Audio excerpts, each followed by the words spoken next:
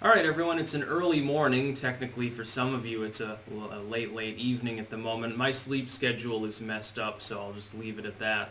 We have to talk about Tulsi Gabbard and impeachment, because right now she's the only Democrat really making sense on the subject, and she's doubling down. She was the only Democrat in the House to vote present on impeachment. One of them had switched, actually, and became a Republican, although he's in a Trump district, so it doesn't really matter. And then she voted present. And she gives a reason for this, which is cockamamie. It's clearly posturing, and I'll try to explain what her obvious logic is. She gave the excuse, of course, that, well, it's going to rip the nation apart, it doesn't do any good, and now she's actually doubling down and saying something that's a little bit more sensible, which is, if you vote to impeach Trump, if he's actually impeached, he's not going to be removed by the Senate, first and foremost. Number two, it actually improves his odds of being reelected. This is true. She's being reamed up and down by the rest of the Democrats on this, but it is absolutely undeniably true. Trump's odds of being reelected rise if he's impeached, because he'll be acquitted by the Senate in what will essentially amount to a show trial. Pelosi is slow-walking it right now to great disaster within her party. She's looking inept to the far left, she's looking inept to the far right, she's looking inept to everyone. And it's pointless, and I've got now two cats here, actually. The other one screams anytime this one's on my lap. But Tulsi Gabbard has decided to stand on principle and say, well, to hell with it, basically. She won't vote in favor. She knows that down the road, it's likely Trump is reelected, because he's going to be impeached, like in the official capacity, and then the Senate will acquit. He gets impeached. He probably gets reelected. She's, I think, looking at the rest of the field, noting their weakness and saying, what I think reasonable people are speculating, which is that it's just not likely that Trump gets knocked off by any of these people. If you look at the top echelon of the field, you've got essentially three tired old hacks running potentially against Trump in a good economy. The one there that is sort of a standout is Sanders. He has health issues, is the oldest of them all, and would be running on a largely economic platform in the midst of a good economy. It's a terrible idea to field him anyway. Biden probably becomes nominee. He can't even string a sentence together. Look, I haven't, slept properly in 2 days at this point, and I could still out-debate Joe Biden. It wouldn't even be difficult. The dude can't even remember what state he's in half the time. When Obama said he had visited 57 states, that sounds more believable by far than anything Joe Biden says on the campaign trail. He doesn't. Keene is in Vermont, New Hampshire is in Vermont, Iowa is New Hampshire. He doesn't know where he is, let alone what year it is. She's looking at the field, and she's saying she expects Trump to be reelected. Well, that's obviously not what she wants. She would love to be Dem nominee and go on to be, the first female president, and I think the youngest president is also what she would be at the time. She wants that, but she doesn't expect it. She's setting up for a future run. She's saying, yeah, it doesn't matter if I lose right now. I'll be able to say I told you so 4 years from now, when Trump is leaving and there's no incumbent to run against, and I'll say, hey, I warned you of all these things happening. Now look, the country's been torn apart, and my evil orange man has done his worst, and the Democrats didn't stop him, and I tried to help him, and you all called me a Russian agent. Now maybe we can get down to business. That would be a really great selling point as a reformist, post-disastrous 2020 election, potentially Democrat. Tulsi Gabbard would be in a good position to run.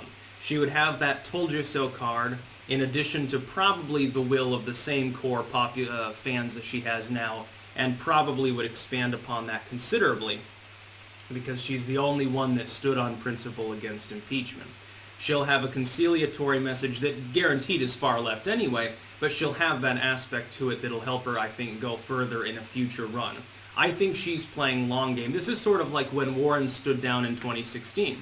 She could have theoretically stood against Hillary Clinton. She probably would have been okay. She could have at least had a viable run, unlike Sanders, who got shafted.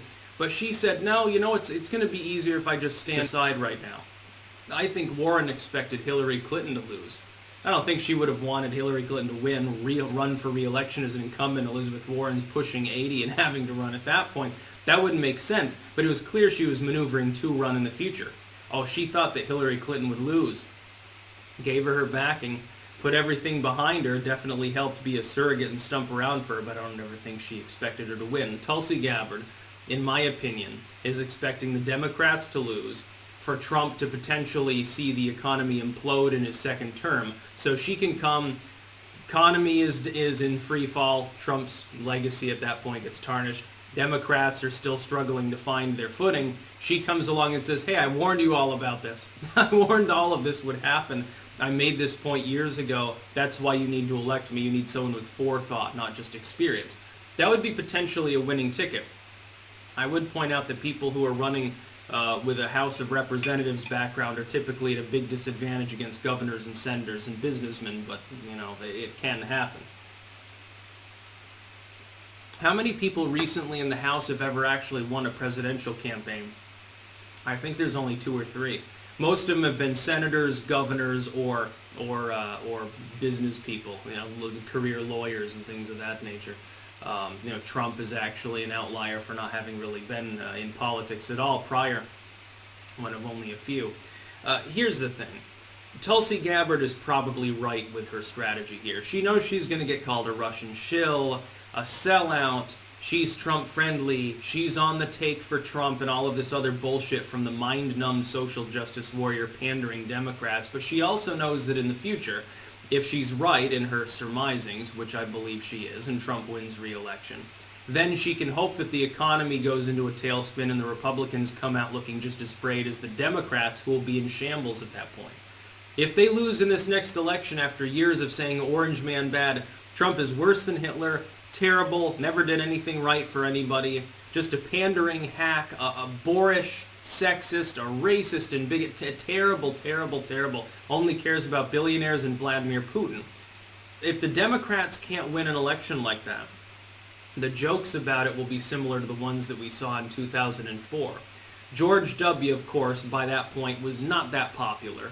He had started wars on credit already, the surveillance state was expanding, he was beginning to sort of lose his speaking skills, become less coherent. He sort of sounded like Biden for a while. The joke was that John Kerry couldn't even beat George W. And the idea was like, how can you fucking possibly lose? And the Democrats really had to do a lot of soul-searching when they did lose. John Kerry, I think, lost a couple states that Gore had won, if I remember correctly, by larger margins as well, against George W. of all people.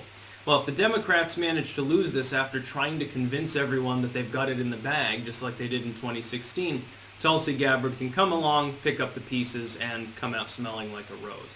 Doesn't matter if she's not in politics in the meantime, doesn't matter if she takes a hit now, and it appears that some more people have jumped aboard her campaign, she'll probably hit 2 points of support if she keeps hammering away at this issue.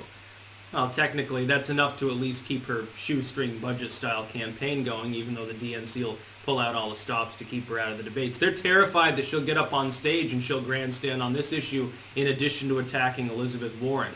Because if Warren's gone, then their only backup, if Biden croaks or has a stroke or something, is totally gone and they're fucked. Because then they're stuck with Bernie Sanders or trying to grab, you know, a Bloomberg booty judge ticket or something that they really don't want to have to deal with. That's about all. Peace out.